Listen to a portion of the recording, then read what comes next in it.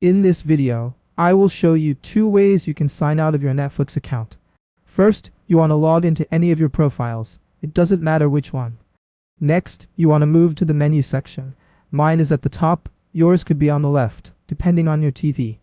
You want to look for the settings icon or get help. For my TV, I have to go to my profile icon at the top right, then click it. And you should see the get help option, and it will take you to this screen where you can now sign out. So you can click on it and then sign out.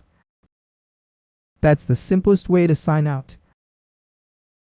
The second method is to press the navigation key combination. So you open up Netflix. It does not matter where you are.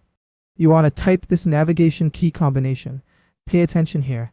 You want to press the following navigation button.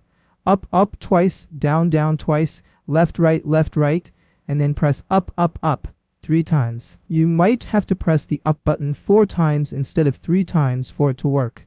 So let me show you. Up, up, down, down, left, right, up, up. And you will be brought to this screen. So now you can navigate to sign out. Then you click on yes to confirm. And that's it. You have successfully signed out of your Netflix account.